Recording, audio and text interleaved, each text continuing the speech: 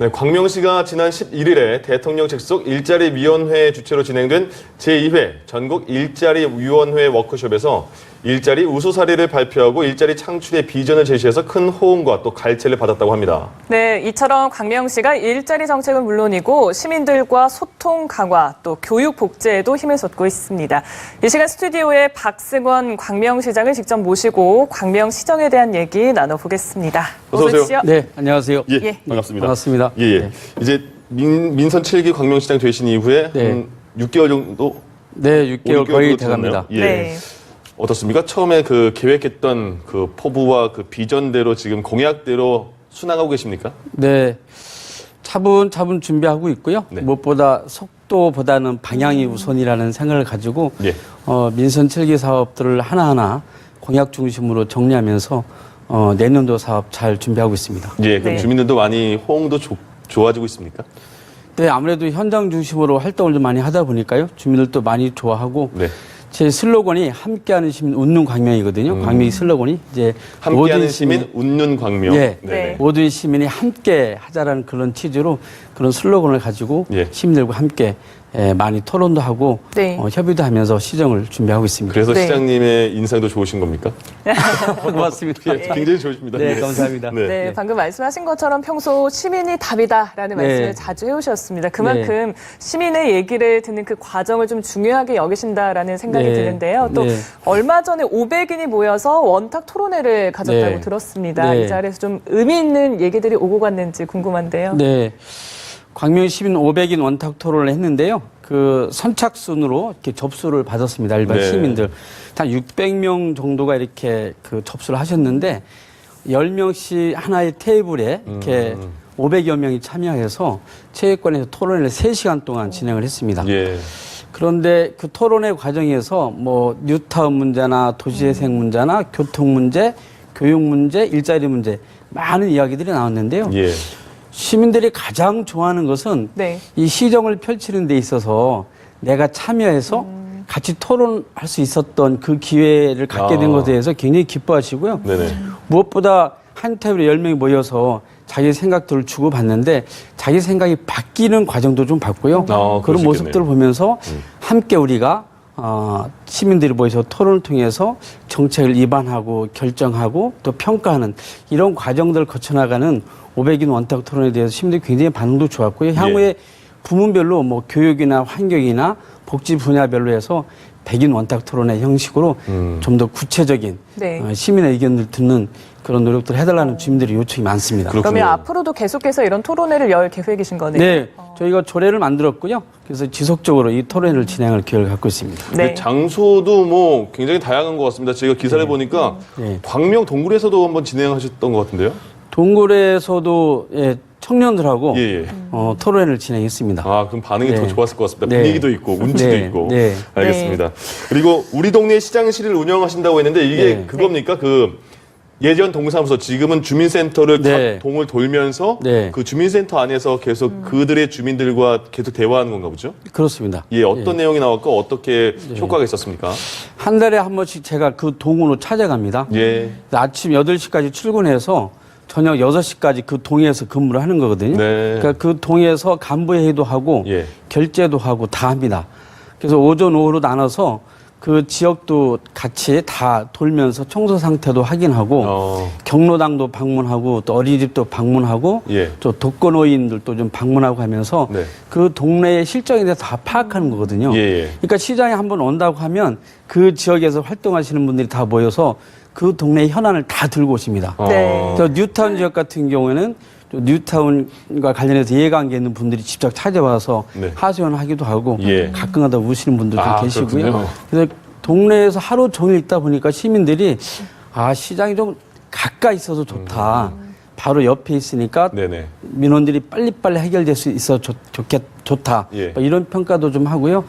시민들한테 직접 듣고 현장에서 답을 찾아내는 이런 과정들을 현재 좀 매달 한 번씩 진행을 좀 하고 있고요. 예. 네. 계속 할 생각입니다. 내일 또 광명 3동에서 일일 시장, 우리 동네 시장실 합니다. 그러니까 네. 현장의 목소리를 듣는 거는 굉장히 좋은 것 같은데요. 네. 생각해 보니까 그 지역 주민센터 직원분들은 굉장히 긴장하는 하루가 될 것 같은데요.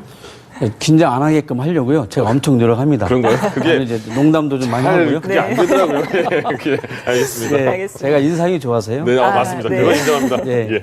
자, 그리고 또 요즘 가장 큰 화두가 일자리 네. 문제인데 그 얼마 전에 제2회 전국 일자리위원회 워크숍에서 네. 우수 사례를 발표하기도 하시면서 비전을 네. 제시했다고 네. 들었거든요. 예. 그래서 오늘 출연을 또 하셨으니까 네. 이 자리에서 직접 네. 광명시의 어떤 일자리 정책에 대해서 직접 들어보고 네. 싶습니다.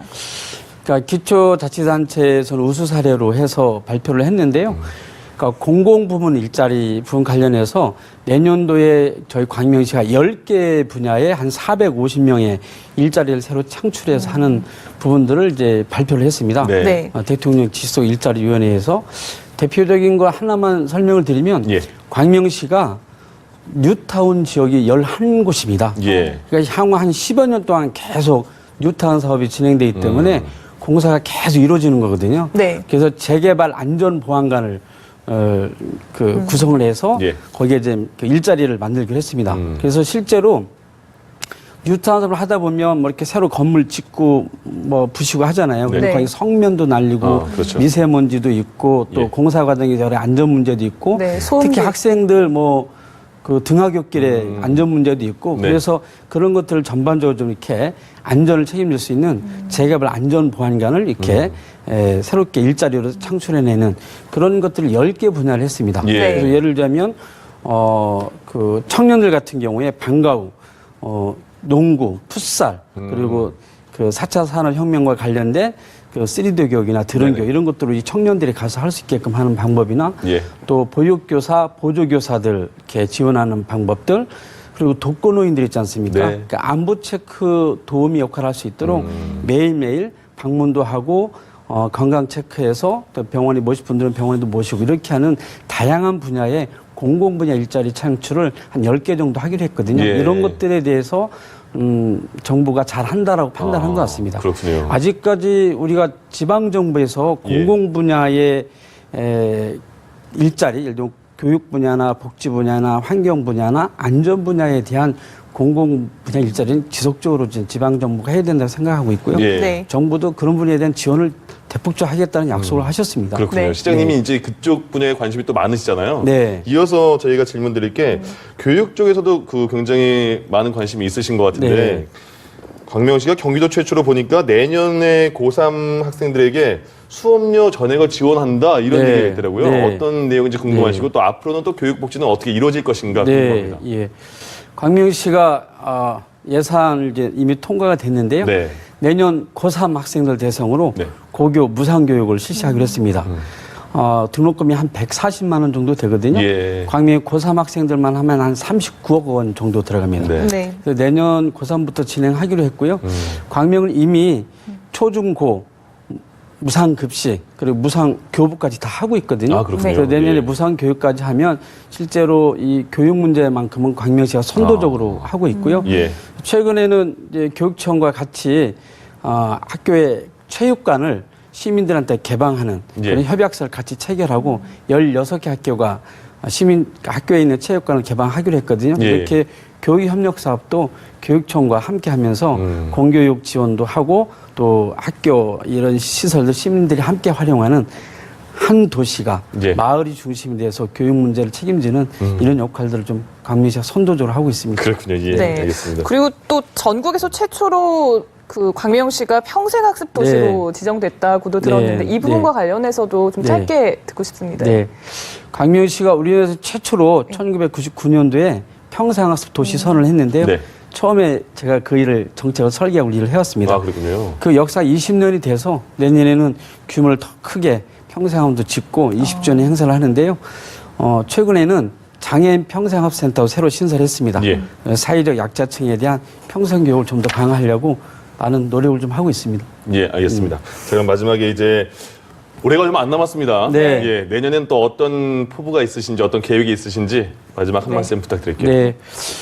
무엇보다 제일 중요한 것은 시민의 안전입니다. 네. 시민 안전을 가장 우선으로 해서 또 시민 스스로 모든 문제를 해결하는 자치분권 도시를 만드는 데 최선을 다할 생각이고요. 무엇보다 차별 없이 수혜 없이 시민이 모두 함께하는 예. 그런 광역을 만드는데 시민 여러분과 함께하도록 하겠습니다. 알겠습니다. 네.